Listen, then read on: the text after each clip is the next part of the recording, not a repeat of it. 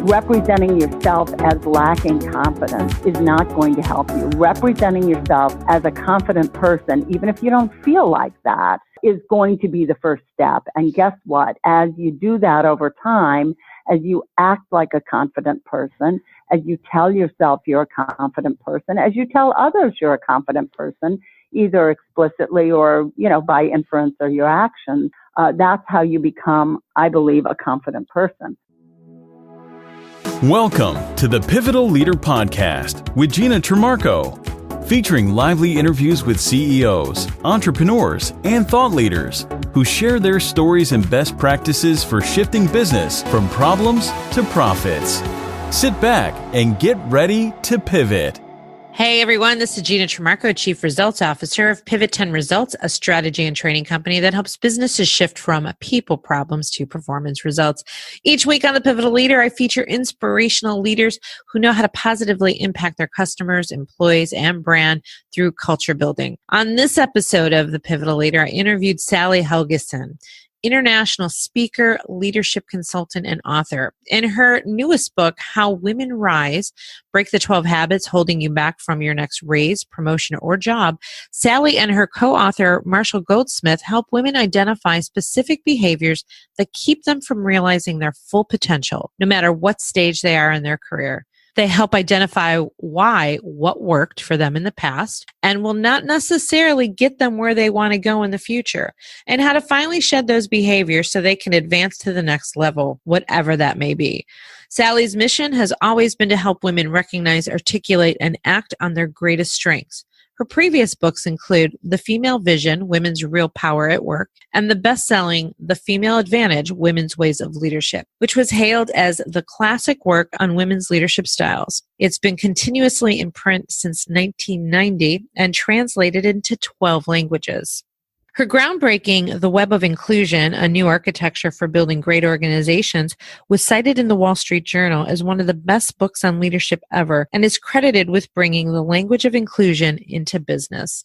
In addition to delivering leadership programs and keynotes in corporations, universities, nonprofits, and associations around the world, Sally has consulted with the UN to build more inclusive country offices in Africa and Asia and led seminars at the Harvard Graduate School of Education and Smith College. Clients have included Microsoft, IBM, Johnson & Johnson, Pfizer, and dozens more. Her work has been featured in Fortune, the New York Times, Fast Company, among others. What a great treat and honor for us to have her on the podcast today. So let's listen in and learn from Sally. Hi, Sally. Thanks for joining me today on the Pivotal Leader podcast. It's a pleasure to be here with you, Gina. And congratulations on your most recent book. I know you've been on the road on a road tour. How exciting. Oh, my goodness. Yeah. How Women Rise. It's really landing with maximum impact. Been in 29 cities over the last 4 months. And wow. Doing lots of live events as well as radio shows, podcasts. It's just been it's been wonderful. Very excited. And now I've got a month home in preparation for the big How Women Rise tour of India in August. Wow, how exciting. Yeah, congratulations again. Well, I'm thrilled to have you on the podcast because, to be really blunt and on topic, most of my guests are typically men on my podcast. Yeah. And I'm not saying that's a bad thing, not by choice that I designed it that way. It's just because of the reality that the Pivotal Leader is about thought leaders and CEOs and leaders who've had pivotal impact on their businesses or on people. And most of those have been male CEOs and leaders, more so than women. And I know that there are more male leaders in the world than women. I know the percentage is there. There's also that piece where women are not out there pushing themselves and marketing themselves to get themselves on podcasts, right? Exactly. We know all about that. I have been working for 30 years to help women to recognize, articulate, and that's what you're talking about, and act on their greatest strengths through books, through articles, through workshops, through all the work I've done. That I agree with you very strongly about that ability to position yourself as a pivotal leader, as a leader in the industry and sector as well as in the organization, is something that women are more likely to neglect, partly because of a couple of the behaviors that we write about in How Women Rise, which is a book that's very much focused on the behaviors that tend to get in women's way as they rise up further. So what we're really trying to do in this book is give women a way they can control to, as you frame it, be more likely to become pivotal leaders and recognized as such. Well, what are some of those habits or behaviors that hold women back to getting to that next level to become a pivotal leader? Well, we've got 12 in the book, but the first two are really in line with what you said about that sort of reluctance to do the self-marketing and promotion and get themselves on podcasts, et cetera. The two first behaviors we focus on are first, a reluctance to claim your achievements. That is sort of routinely over-assigning credit for all your successes to your team, your partners, or your boss, because you feel being perceived as a showboat or a self-promoting jerk. And the other, which goes along with this, it's the other side of it, is expecting others to spontaneously notice and reward your contributions. That is, you're laughing. I know. I do too. I do it too. Declining to take responsibility for getting noticed by failing to communicate not just what you're doing, but also the value of what you're doing, why it's important, why it matters to the organization, to the sector, to the people around you, to the world. So, kind of expecting, that idea, if I do great work, people should notice. Maybe they should, and in an ideal world, maybe they would, but ours is not an ideal world. And by the way, in a lot of organizations, the men at the top, they may have many great skills, but spontaneously noticing what you're doing is not necessarily one of them. Well, I was laughing because when I was going through your book and I was preparing for this podcast, one of the habits I highlighted was expecting others to spontaneously notice and reward your hard work. And I giggle at that because as women, that is a big issue for us, along with building rather than leveraging relationships, and then that whole perfection trap that we fall into. But it really hit me, the expecting others to notice. And this isn't just your professional life; this is your personal life. And why do we? Yeah, I'm like, I expect my husband to notice the things I do for him, right? I expect that. Like, why do we do that? And I'd like to really kind of dive into that one because it intrigued me a lot, the difference between how men and women handle that. So you talked about, we don't want to showboat. We don't want to look like that. How do men do it that's differently? Well, there are two things. I mean, first of all, this expecting people to spontaneously notice. Part of that comes because women actually do have, and I wrote about this in an earlier book, The Female Vision. What is, you're talking about vision. What is vision? Vision is based on what you notice, what you value about what you notice, the importance you assign it, and then how well you articulate it.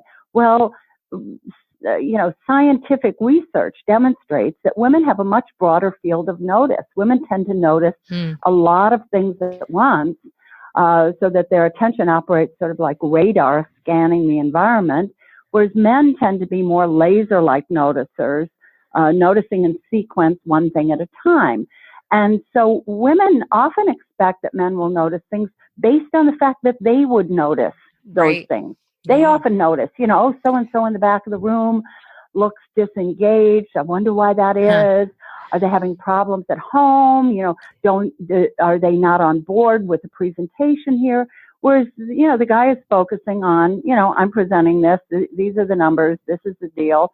Get with the program. And he's not necessarily noticing how it lands. In fact, when I was writing that book, I remember one night, my husband and I were watching the Super Bowl. And we're in the dining room, and, during the commercial breaks, of which there are many, I kind of cleaned up. That's usually his job, but, he was there. I kind of cleaned up. got the dishwasher loaded, the whole bit. And then at the end of the game, this man actually said to me, I guess we should clean up now, huh? And I said, are you kidding? You did not notice that I not only unset, loaded the dishwasher, cleaned the pots, but I even swept the kitchen floor. You were sitting right there. And he said, well, no, I was watching the game. And I thought, before I knew this research, I would have thought this was complete BS, really. I would have thought, oh, yeah, you didn't notice. That was just convenient.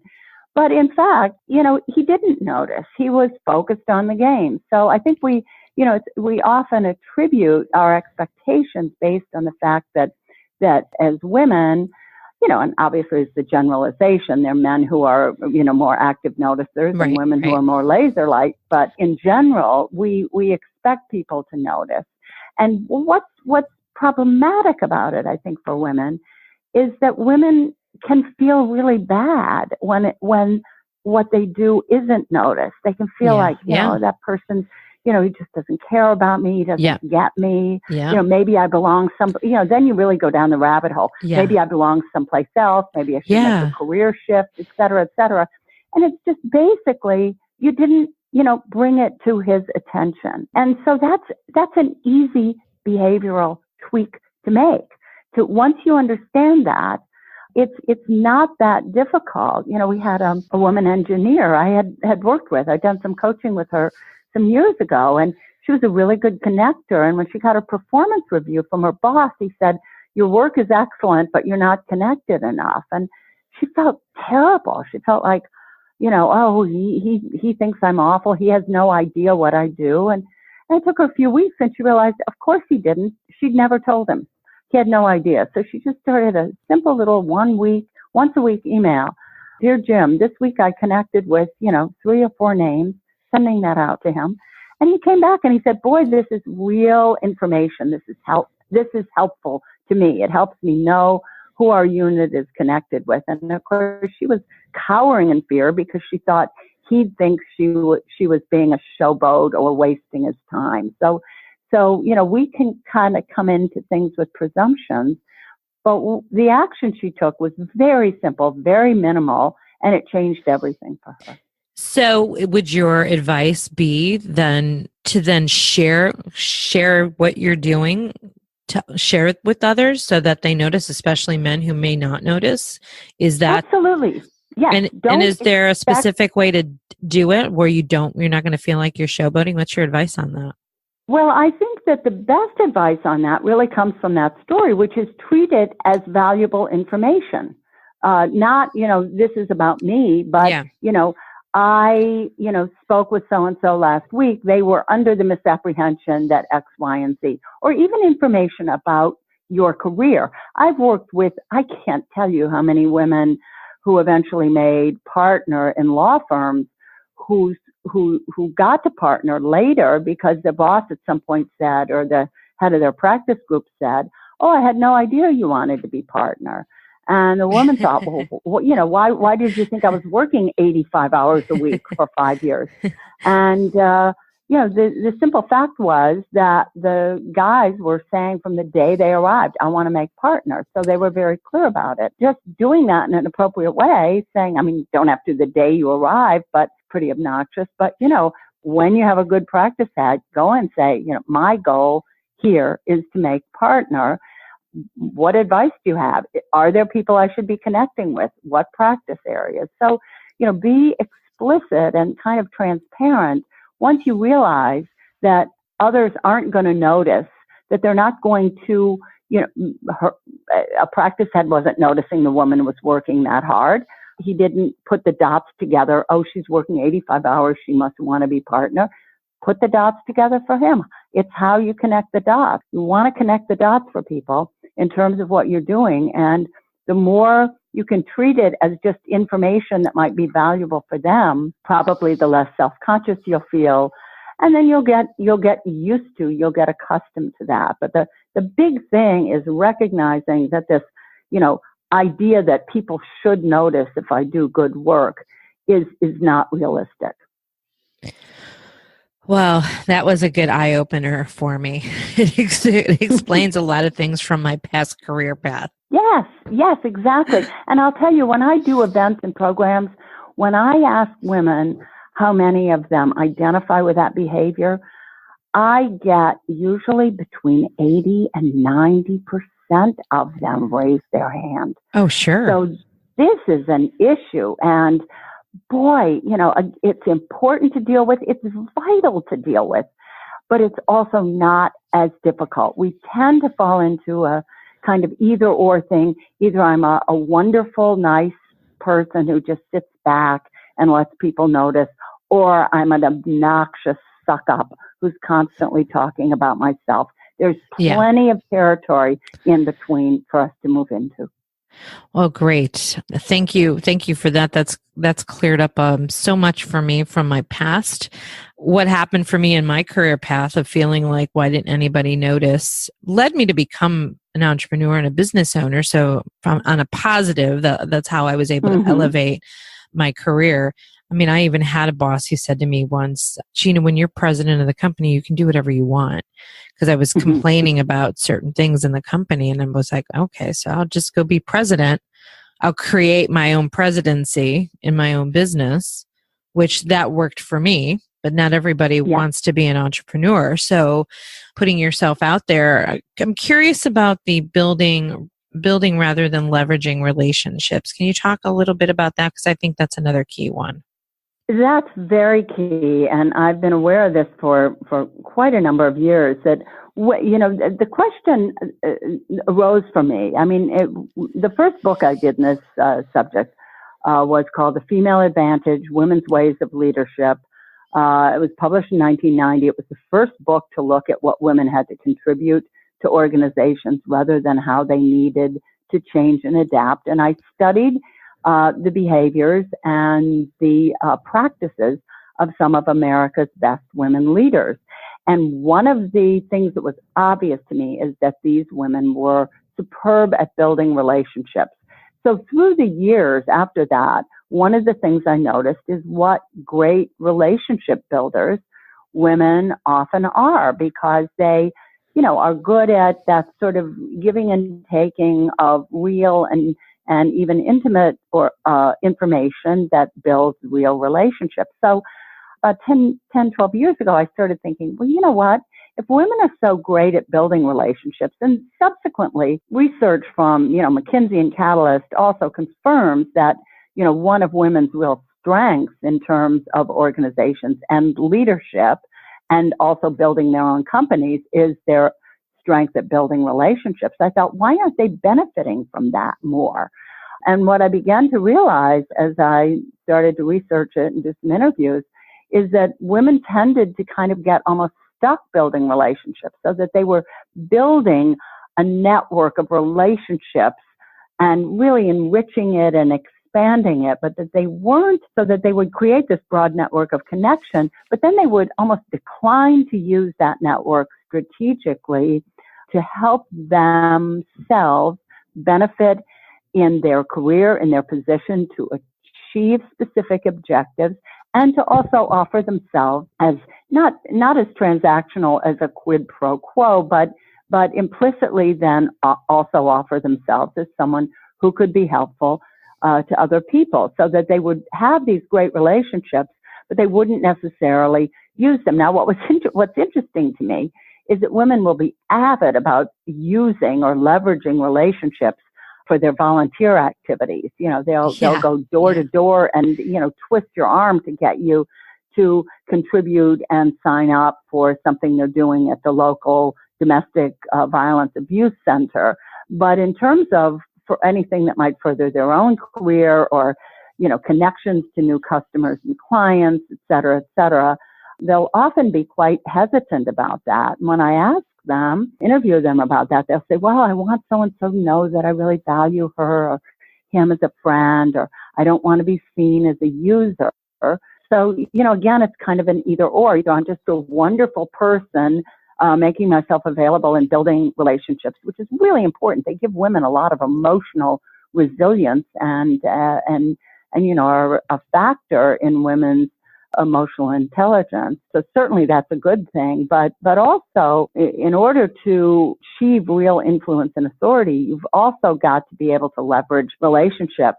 And that is ask, very specifically, I'm trying to achieve this. Can you help me? Can you introduce me to this person? What are your thoughts about how I could position myself doing X?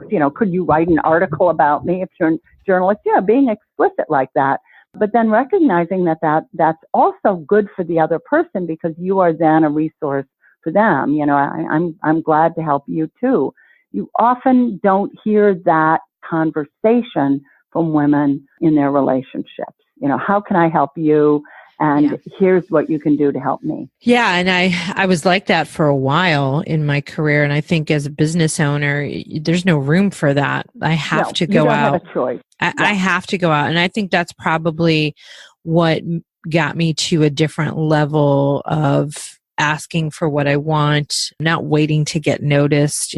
People joke about me that I'm on social media a lot. Yeah, I'm on social media a lot. I want the world to know what I'm doing because that's how people know what I'm doing. That's how people know what I can accomplish.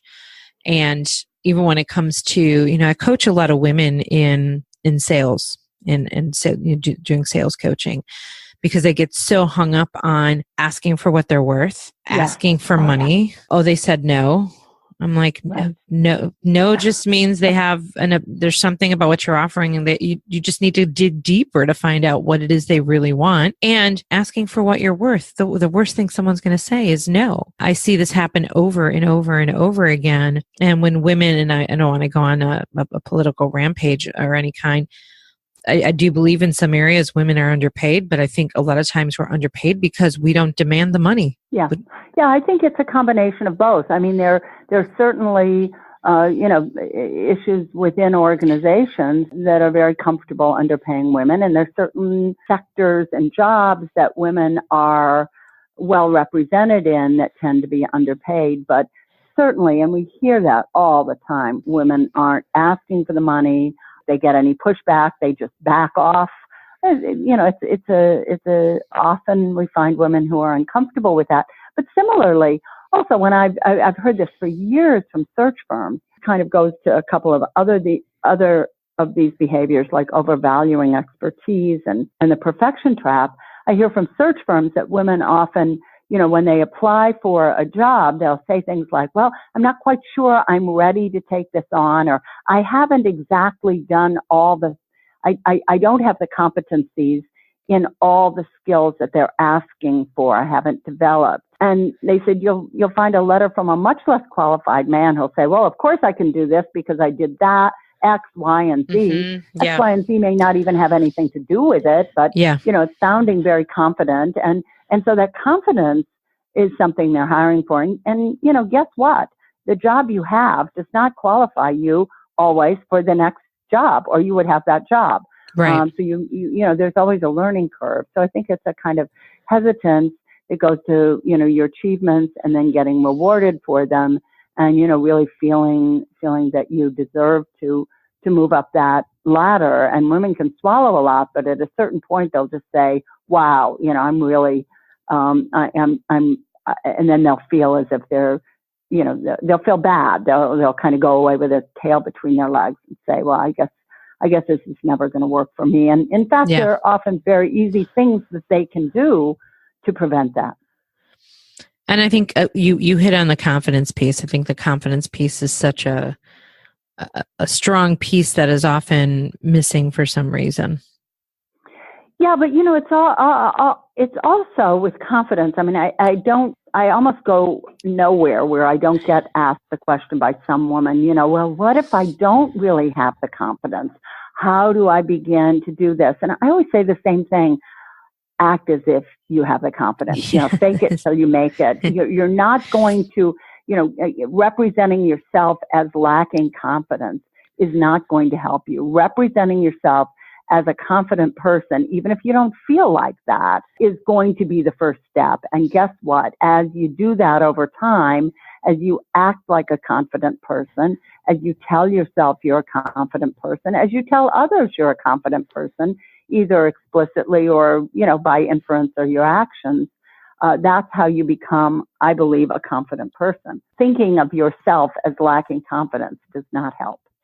Well, earlier you and I had, before we started the podcast, we were talking about some of the improv work that I do with emotional intelligence and sales and leadership. Yes. And confidence is such a key thing that we work on in improv, just from a performance standpoint on stage. So a lot of the work that we do with these exercises, like when we get on stage and we have to create something out of nothing without a script, and the audience gives us a suggestion and we have to run with it. And sometimes we don't know their suggestion. And I joke about this often, that I got a suggestion once of hydroponics and I didn't know what it was, honestly.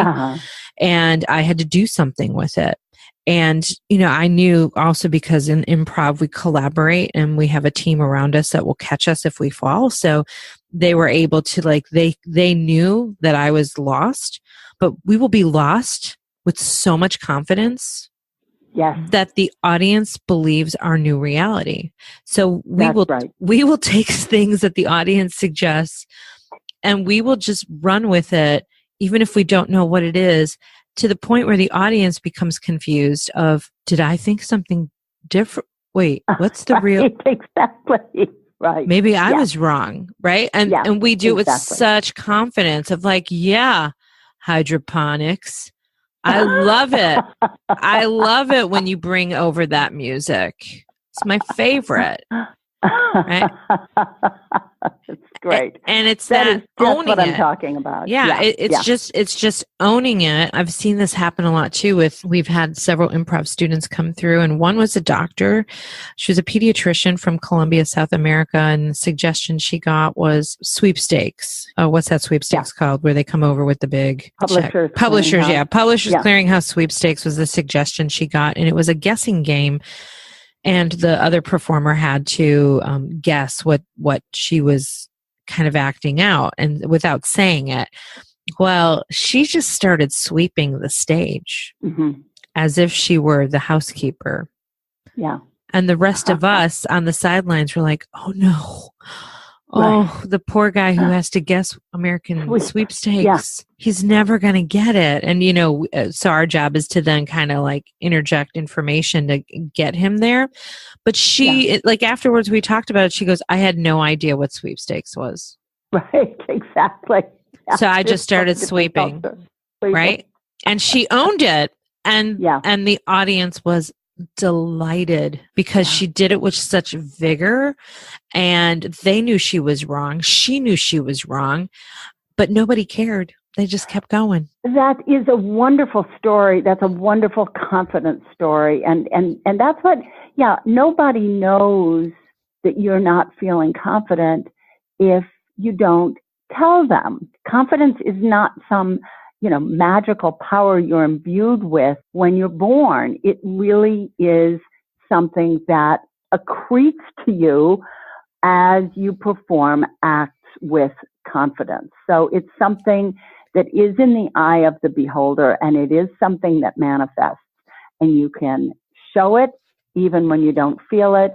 And once you do, you'll get used to that, and that's what will make you confident. You don't become confident and then act confident. You act your way into confidence. Exactly. Gosh, I've acted confident on so many things in life. Yeah. I think that's why I've gotten to where I've gotten. So your newest book, How Women Rise, Break the 12 Habits Holding You Back from Your Next Raise, Promotion, or Job, is your newest book.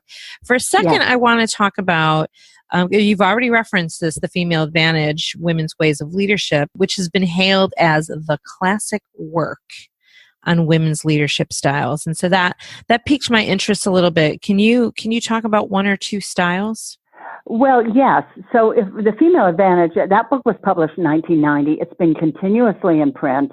And it was the first book to focus on what women had to contribute. So what I wanted to do, it really came out of my own personal experience. I was working in corporate communications, and it was obvious to me that the organizations I was in, this is back in the 80s, had absolutely no idea how to recognize, all that women could contribute. So I thought, let's look at women who are good leaders and see, what is characteristic of them to, identify to help organizations get a better understanding of what women could contribute. And it turned out to be a great, I saw it as giving that information to organizations, but it got picked up by women who said, oh, wow, I recognize this. This is my style. I didn't know it was a leadership style. So it was a huge confidence builder, as it turned out to be for women. And what I looked at for women was as I said earlier, the skill at building relationships. I was trying to identify what specific skills women brought, a bias for direct communication as opposed to communication up and down a chain of command, which was very common at that time, a desire to put themselves in the center of things and lead from the center rather than at the top, in a very top-down hierarchical way. Again, very common back then before the technology disrupted organizational structures. A comfort with as opposed to tolerance of diversity because they themselves had been outsiders, so they understood the value that a fresh perspective could add. And they also knew in their bones what condescending behavior and expectations felt like and how they could get in the way of people making a contribution. And finally, an ability to draw information and skills from their own private, domestic lives, bring them to the workplace and vice versa, bring professional skills back to managing homes. So a greater comfort with sort of negotiating that, work-life divide at a time when that wasn't even ever part of the conversation.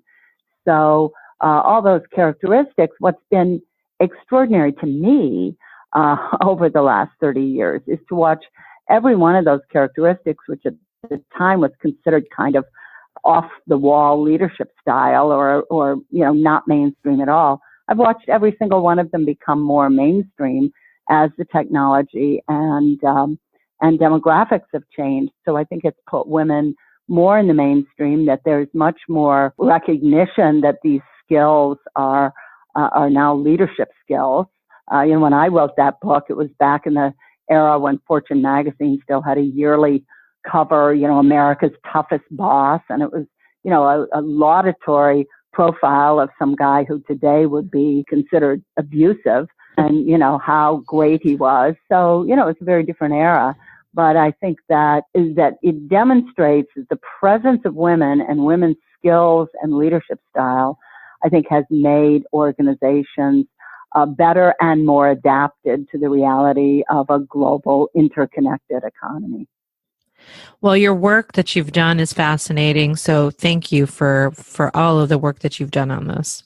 Thank you. Where do you get your support and guidance and advice? Where do you get that? I get it. I have a big network of very close friends that I've been close to, some of them since I was 9 years old. So I really do have this, this female posse of supporters.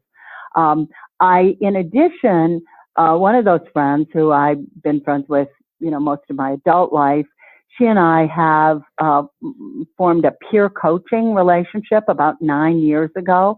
That is almost daily, not too long, but, maybe 20-minute phone calls in which we constantly are setting goals for the next couple months.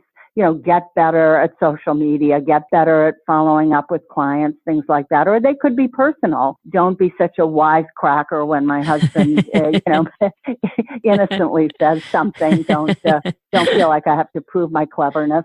Things like that. So, we hold each other to account. How are you doing on that today? Well, today I did pretty good because I did act. I do have those moments. So the peer coaching, and we talk about it a little in How Women Rise, has been very, very powerful for me. And that's been a great help. And then I have two professional networks that are small and people are very close and very active, men and women in both of those. And so that's what does it for me. Which of those professional networks, what are they? One is called the Learning Network, and it's a group of only about 35 people in the leadership world who are mostly writers, speakers, and consultants, but all of whom work alone. Mm-hmm. And we have been together for 23 years. Wow. Meeting annually, but also, many of us have ended up doing work together. And Marshall Goldsmith, was, your co-author. My co-author on How Women Rise. That's how I met him in the Learning Network.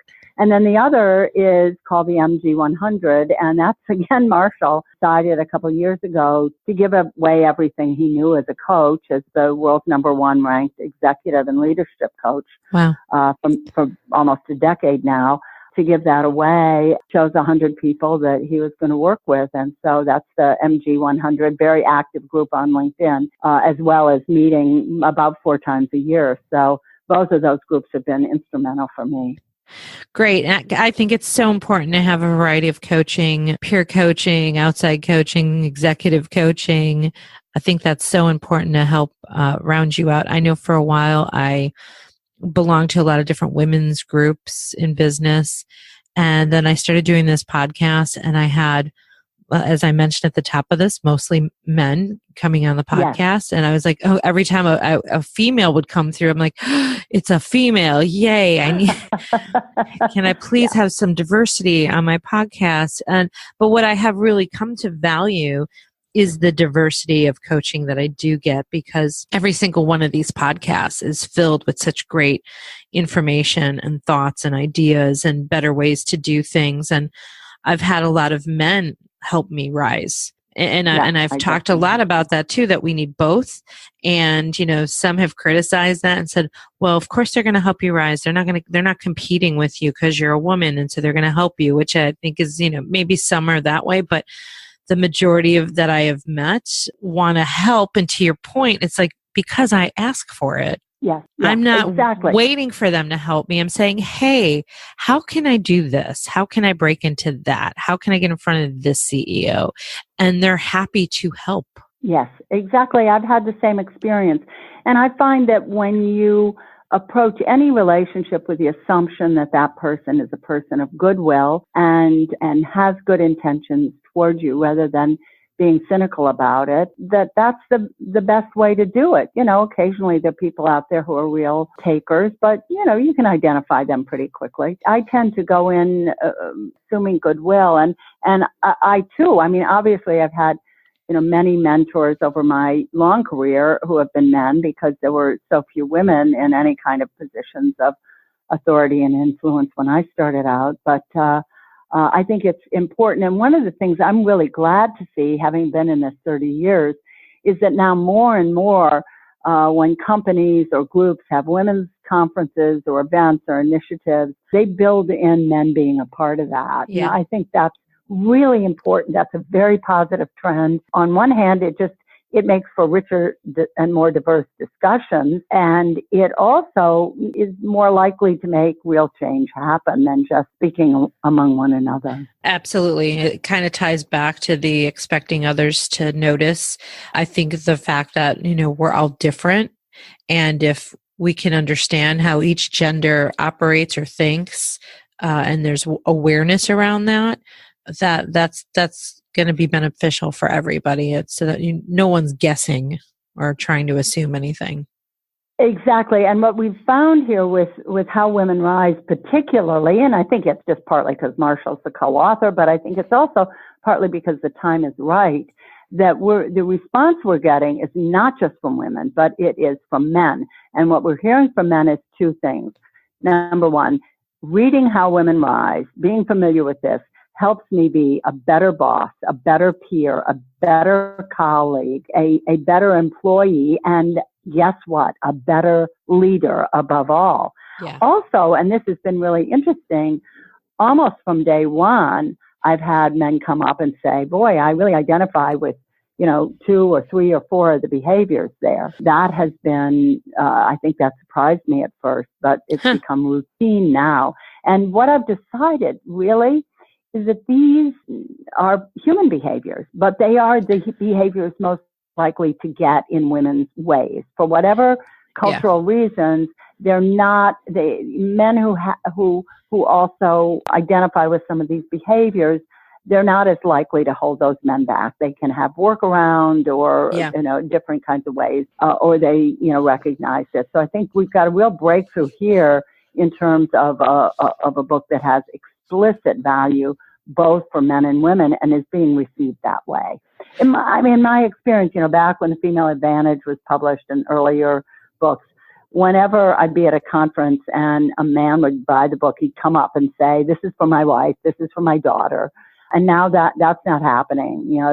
They're saying, "I can't wait to read this," and that's a real positive. That's great. Well, How Women Rise: Break the 12 Habits Holding You Back from Your Next Raise, Promotion, or Job. Can people find that on Amazon? People can find that absolutely anywhere on Amazon, okay. Barnes & Noble, all major online retailers, all major bookstores and independent bookstores. Great. And in airports, it's all over the airports. Oh, that's awesome. We're getting a lot of boom from that. And it's exciting when you're on the road to see it. That's everywhere. Great. That is so cool. So everyone needs to go pick that up. And if people want to reach out to you or learn more about you or connect with you, what are the best ways to do that? Best ways to do that are, I'm very, very available. You can go to my website, sallyhelgesen.com. There's a contact button there. I get back to everybody who contacts me that day. Email is sally@sallyhelgesen.com. And also I'm very active on LinkedIn. I'm on all the platforms, but LinkedIn is really the one where I'm best and that I'm most responsive and go in there the most. All those, I love when people connect with me on LinkedIn and it's also a way to help give visibility to all the podcasts like yours I'm doing. Okay, well, great. Well, thank you. It was such a pleasure to have you on the podcast today, The Pivotal Leader, and learn about your book and learn about all the work you've done. I've learned a lot today and really appreciate it. So best of luck on your Asia tour. And and thank you once again. Thank you, Gina. It's been an excellent show. I've really enjoyed participating on this podcast. Once again, thanks to Sally for being on The Pivotal Leader today, and thank you to you, our listeners. If you want to maximize, you need to be willing to improvise. Take us out, cool voiceover guy. You've been listening to The Pivotal Leader with Gina Trimarco, owner and founder of Pivot 10 Results and Carolina Improv Company. You can find show notes for this episode on our website at thepivotalleader.com. The Pivotal Leader is a production of Pivot 10 Results, a strategy and training company that helps businesses shift from people problems to performance results. If your company needs help pivoting to success, visit pivot10results.com or email Gina at pivot10results.com. And until next time, if you're feeling stuck in your business, it's probably time to pivot.